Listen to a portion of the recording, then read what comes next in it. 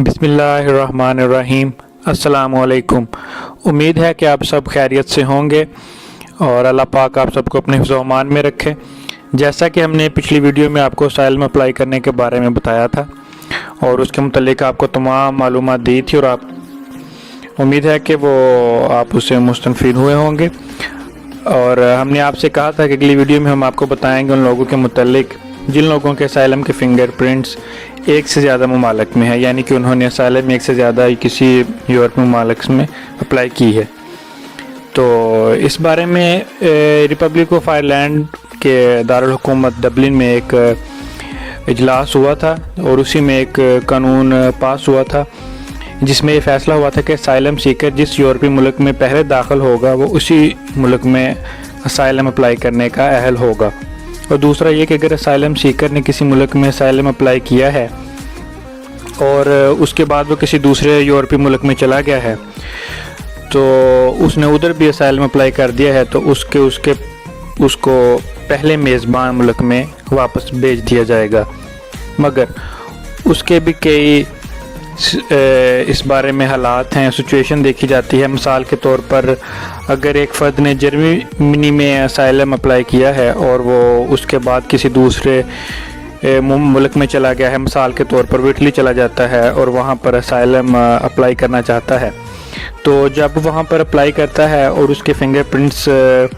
Germany में होते हैं और जैसे ही वो इटली में अप्लाई करता है तो उसका रिकॉर्ड, उसका डाटा शो हो जाता है। चाहे उसने जर्मनी में गलत नाम दिया हो, गलत डेट ऑफ बर्थ दी हो, मगर उसके फिंगरप्रिंट से उसका डाटा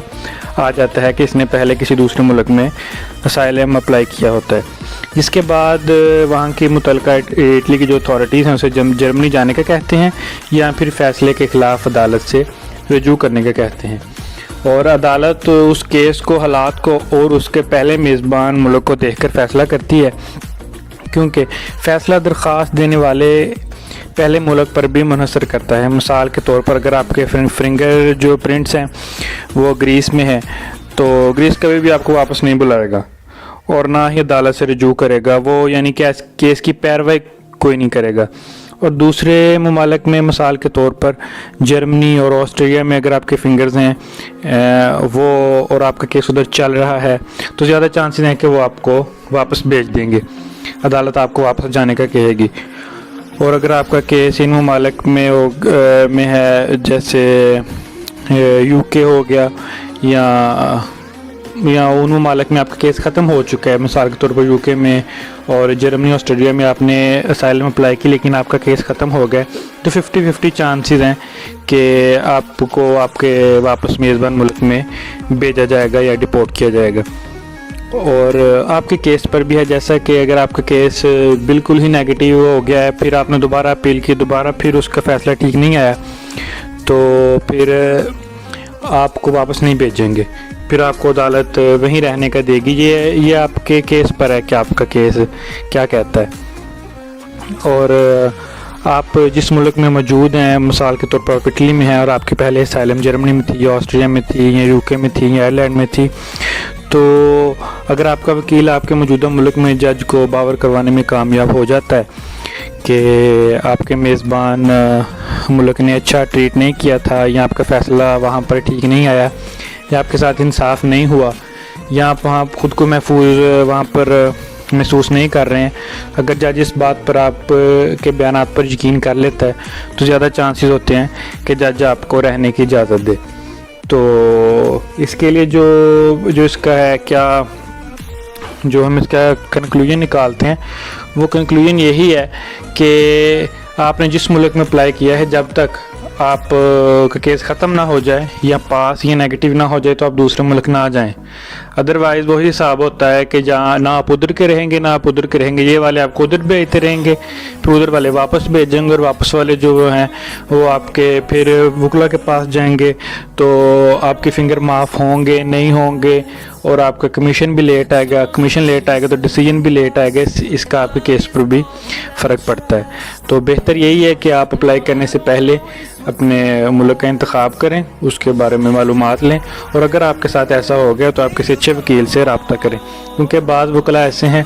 جو فیس تھوڑی لیتے ہیں، اور ہم بھی کہتے ہیں چلیں جی یہ تو فیس تھوڑی لے رہے ہیں، لیکن اس کے بعد جب آپ کا فیصلہ آ جاتا ہے تو وہ آپ کو بتاتے نہیں ہیں۔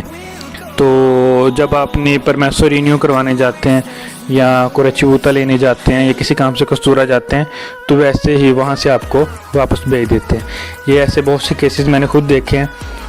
کہ میرا ایک دوست بھی تھا، وہ اپنی پرمیسو رینیو کروانے گیا، اس کے پہلے اسائلم آسٹریلیا میں تھی، حالانکہ آسٹریلیا میں اس کا کیس 2 دفعہ ریجیکٹ ہو چکا تھا، تو انہوں نے اس کو وہاں سے ہی واپس بھیج دیا، کستورے سے ہی اس کو انہوں نے لے گئے اور وہاں سے پلین سے انہوں نے اس کو ویانا بھیج دیا، اٹلی سے۔ تو بہتر یہی ہے کہ جب آپ اگر آپ کے ساتھ ایسے حالات ہوتے ہیں تو آپ وکیل اچھا کریں اور وہ کریں جو آپ کو بر وقت معلومات دے، اور آپ بھی اس کے ساتھ کانٹیکٹ میں رہیں کہ میرے کیس کے بارے میں کیا ہو رہا ہے۔ تو امید کرتے ہیں کہ یہ معلومات آپ کے لیے مفید ثابت ہوگی۔ اگر آپ کو ویڈیو اچھی لگی ہے لائک کریں، شیئر کریں اور پلیز چینل کو سبسکرائب کریں، اور اگلی ویڈیو میں انشاءاللہ آپ کے لیے اور بھی بہت سی معلومات ہوں گی جو ہم بنائیں گے کہ آپ کو کیمپ میں رہنا چاہیے یا کیمپ چھوڑنا چاہیے، اور کیمپ کی اسائلم اچھی ہے یا اوپن اسائلم آپ کے لیے ٹھیک رہے گی، دونوں کے فائدے و نقصانات انشاءاللہ ہم آپ کو اگلی ویڈیو میں بتائیں گے۔ تو اب اللہ پاک آپ سب کو اپنے حفظ و امان میں رکھے، پھر اگلی ویڈیو میں ملتے ہیں انشاءاللہ، تب تک کے لیے اللہ حافظ۔